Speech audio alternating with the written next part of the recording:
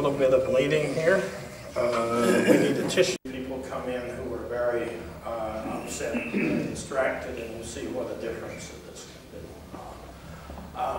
Because if you don't have these kinds of information, it seems it doesn't necessarily make sense what we're doing. And this is a treatment that is valuable because it's practical, like much of medicine.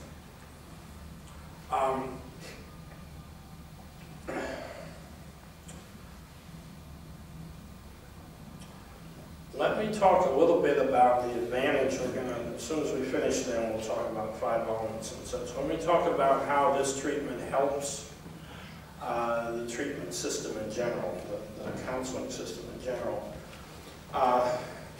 First of all, I have to say that drug treatment in Europe in general and in Germany is not very good, not very extensive, and not very successful. That doesn't mean there aren't individual programs that are good and successful. But I've seen programs, I've seen about 25 in Germany, and it's comparable to a lot of other places in Europe. And it's not successful primarily because the expectation of how well people can do is very low. And it's lower in Holland than it is here, but it's pretty low. And that people expect that this person who's a junkie and an addict really isn't going to change very much and not going to do very much. So we have to provide minimum treatment, minimum methadone without really a lot of other services, and just be cautious and so on. And as I asked the people in Stuttgart yesterday, I said, why is it in Harlem and the South Bronx, we can assume that most of our patients are going to have a long period of sobriety, and programs in Germany don't assume that at all. My patients have more trouble, more desperation, less income, remarkably less choices and chances in life, and yet we assume that, 50% of my patients are homeless. 40% of the women are incest survivors. Those are serious problems. There are a lot of other problems in addition. And yet, in the program, we make assumptions that people can respond in a way that is not done, not only here, but not done in other locations. And that doesn't say some people aren't different. That says it in general. And I think a lot of that has to do with the image of what treatment is all about. And when you learn about acupuncture, hopefully we can sort of adjust that image. Ordinarily, when I got in the field as a medical doctor, what was treatment about? Treatment was about treating the withdrawal symptoms and crisis of detox. And if I did that well, then you sort of made a referral somewhere and you did what you were supposed to do. In the beginning, we made treating withdrawal symptoms very complicated. We used short-acting barbiturates with alcoholics, and it was just ridiculous. But after a while, we learned you can use benzodiazepines for alcohol, and you can use methadone for narcotics, and you treat withdrawal symptoms very easily. Acupuncture will also do that treatment about as easily, but all these treatments are convenient. And the person will say, well, this person has a behavioral disorder that's going on for 10 years. We treat withdrawal symptoms in a week and a half. It's okay. Well, that doesn't make any sense the more you think about it, and it doesn't work out very well. So what happens is if I'm a doctor and I treat withdrawal symptoms, I'm doing the best I can. I'm doing the protocol I know. I'm using medications that I know about. And yet the patients start out good and then they keep turning bad again all the time. So I get discouraged. I said, what is it can help? Now some programs, if you have a lot of money, you get programs that provide all sorts of social support. There's a program in Amsterdam I remember visiting. They find you an apartment, they get you lunch, they help with this, they help with that, they help with something else. Well, as soon as I heard all this, I knew that they weren't having any success either. Because when you, the definition of addiction, one of the best definitions of addiction is you cannot give the addict anything in a useful way. I give them something. Oh, I'll sell it for more drugs. I give them something else. Oh, I'll hustle it for more drugs. I give them something else. Oh, we can trade that in for something else. Oh, I need this letter that says I have cancer, then I can get more methadone because I got cancer. Oh, I'd like to have this. I'd like to have that. And somebody says, this person sells drugs that are dangerous. All their customers start to die. Well, what happens is that dealer gets more customers. People come and buy drugs because they want to buy something that is harmful. That is the whole point. They're trying to harm themselves. The cloud is, the pretense is, oh, I'm just doing it to feel good. I want to feel better. That just isn't the case. And it isn't the case almost any time. So a person it will turn everything you do, every nice thing you do gets turned into something harmful. So what can I do? I treat this person nicely. I listen to them. I talk with them. And then they go out and seek a boyfriend or a girlfriend who treats them really terribly. And I said, you shouldn't, you deserve more than that. They go out and seek someone else who treats them badly. To give you a New York example, you have a person standing in the window ready to jump. And you say, you're a good person, don't jump. They jump. You say, you're a bad person. They turn around because we have something to talk about. This is not only true for addicts, it's true for depressive people, it's true for paranoid people. They cannot tolerate anybody who gives them good news, and they don't respect anybody who gives them good news. Suicide rate goes up in springtime, and it goes up when the sun rises.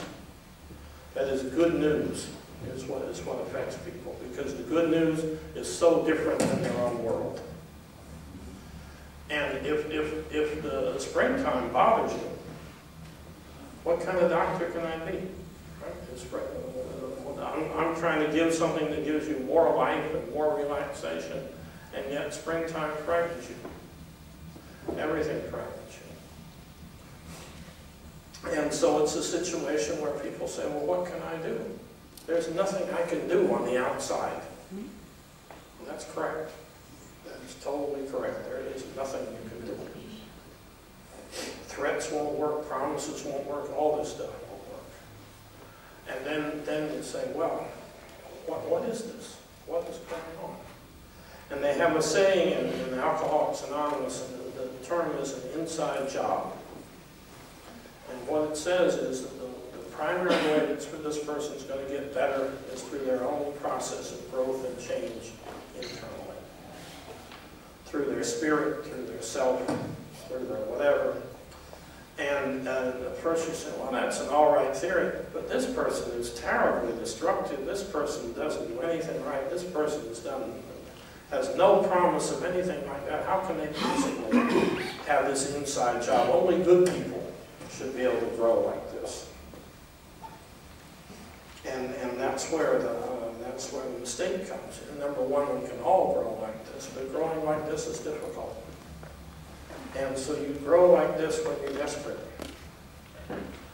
And you talk about spiritual change. Well, spiritual change isn't when I pay $100 to go to the ashram because it would be good to have spiritual change. Spiritual change is when you're walking on the desert and you don't know what's going on and you're lost. And then something comes on you. Spiritual change comes best to people who are desperate, people who hit bottom. And we are using acupuncture in a context to support this process. And how does acupuncture even relate to this process? Remember I said before that you couldn't give anything to an addict. Most of the time you can't even touch them. They're not interested in being touched. They're frightened. And when people are frightened of having their blood drawn, they're frightened of you doing things to them. And so acupuncture, first of all, gives you a way of touching people. That is okay. Oh, I'm not sure, I don't like that. Well, then you touch the right spot, and you touch it in a way so the person responds. And if you're in the field, this is a very striking thing, that now you have a chance to touch the person and be in a natural nurturing process rather than not have that.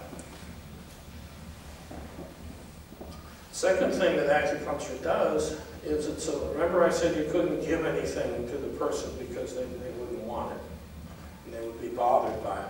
This allows you to give a person quietness, give them privacy, give them solitude, and they'll take it. When you visit a drug treatment clinic, I remember this drop-in needle exchange place in Frankfurt. They had what they was called junkie art, all the pictures on the wall. And these pictures were very jagged and wild and strange and so on. And they said, well, this was done by all the junkies, all the addicts. And I said, no. What do you mean? I said, that was done by people before they got their drugs. That's people who need drugs. If you want a picture that was done by someone on drugs, they don't draw all these jagged lines. They just sort of smoosh up a little yellow and white and lay back. They don't do this. Drug addicts do not want to be noisy and nasty and wild and all that.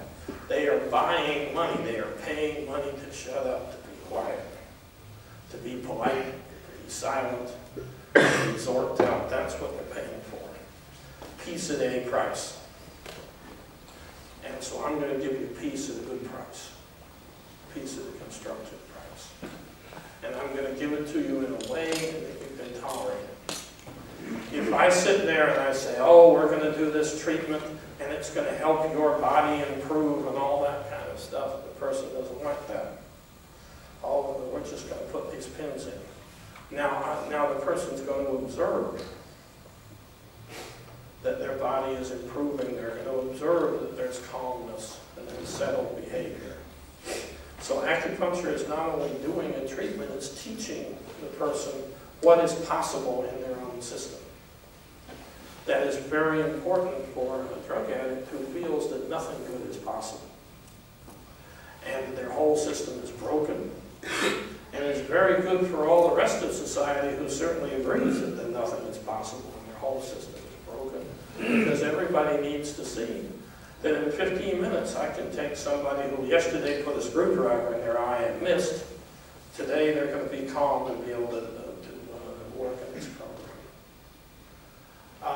And I expect that happens. I don't have any times when that doesn't happen. That doesn't mean their whole life is better. That means I can show them the possibility that they can be calm and easy, and the possibility that something like an inside job, that is their own development, might actually occur instead of just being a cruel joke. To treat drug abuse, the first thing you have to do is make the person feel safe. The second thing you have to do is indicate that the whole thing still works, that improvement is possible. That's very different than most healthcare. Third thing you have to do is give the person possession of something, because what you're doing is taking away something from them. Most time when I do healthcare, the first thing that happens is I give you something. With addiction, what's the first thing? You're going to lose a love object. You're going to lose this heroin that's been your life. You rented your kids out to have a little more heroin and so on. And suddenly, right in the beginning, oh yeah, you can't have that anymore. We're not going to do that anymore. Well, that's very shocking. And so the first thing that happens in healthcare with addiction is you take something away that's valuable. When would I want to do that? If I have something that I like that's valuable, and all of a sudden you're going to say, you can't have it? What day do I want to volunteer not to have this? This has the same thing to do with spouse abuse. The person is there, and they're connected because this marriage has a value to them. It may also be harmful, but it has a value. That's why they're there. And they're too weak and too frightened to go for anything else. I'm in the ocean and somebody threw over a little string. I hold on to the string, right? It may not hold me up, but what, I should hold on to nothing? I'm going to hold on to the string. And somebody else throws up a little bigger rope over there. You got to let go of this one to go over and get that one. Well, I'm not sure I can get here. How many of us want to throw away something that we're holding on to out of desperation? Not very many. So the drug abuse treatment, right from the first day, has to be safe. It has to provide some relief so the person sees that improvement's possible. And it also has to be replace the loss that took place. Replace the loss right away. Not a week later, a month later. Well, psychotherapy and group therapy has none of these three characteristics at all. It may be very valuable in the future. It may help you change your behavior. That's what I learned at school. It has none of these characteristics. I see this stranger, oh good, you can trust them and admit all your weaknesses and they'll help you. Well, I'm an addict because I don't trust other people. I don't even trust myself. Now I'm supposed to do all these other things. I'm just going to be more of a victim. It's going to be more of a problem. I don't want to do that. And so acupuncture puts the treatment program in a point of interaction that is possible. Right? And that's why clients come back. Because it's safe, it's possible, and I'm not just believing something, you're not putting something on me. We're working with this whole thing. This is very important with trauma survivors. It's very important with refugees. The refugee, what happened? They lost all their love objects. Here they don't know what they have. They don't know what's going on. They don't know what's happening tomorrow. You say, oh yeah, you should go and try for that. Well, how come I just lost everything I got yesterday? I don't feel very adventurous today. I don't want to try a lot of stuff. Well, you could try that school. Yeah, I could fail from that school. I don't want to do that. I failed yesterday. I lost my home. I'm going to lose everything else now. I don't want to lose. So you have to have a treatment that helps a person who's in that state of affairs. Because all of us, if we were made refugees and if we had been damaged when we were young, we'd all be in that state of affairs. And it's the question of how can I come out of that? And the only tool I have is me. That can seem the weakest tool, the most useless tool. How dare you say the only thing that can help me is me when I'm already beaten and I'm already ruined and stuff like that? How can you say that? Because I've seen things. And frankly, none of our other tools are working. You can see that as well. Acupuncture is a gateway to the spirit and the growing process, the living process within it. And short of me teaching you yoga for 6 months or Tai Chi for 6 months, I can do this and in 2 minutes we're in a better space. Treatment needs to work as fast as cocaine to retain anybody who uses cocaine. That doesn't mean it does everything. It means it opens the door. It means it sets the table. It means it's part of a cooperative thing. And these are very difficult things to do in private office. They are a very useful thing to do in the public sector. Now let's see, I have to do something for 45 minutes until we ask these people. I haven't done 45 yet, though, have I? And they're already uncrossing their legs and all that. They're supposed to behave. Put your feet on the ground. You're an image. This is an image. Who knows? You know, she's asking why it's important. Something has to be important, right? You know, you need something to make the image. That's part of it. Yes? When you're speaking, you are pointing to your hands over. Are you using hand points also? Well, I point to my hands because I like my hands, and all those points would probably be very bothersome. I just use the meridian points that also are on the hand. But if you're treating a person who's a trauma survivor and frightened, I wouldn't do any points on the hand. You need to be polite. And the person needs to have a hand to punch you if you're not doing the right thing. You don't take that away from them. Because then you right away. Same reason you don't use the feet. I have a lot of patients that want to be ready to kick, want to be able to run away, and the ears are quite convenient for that. Now you could use LI4, for instance. I used to use the Heku LI4 when I did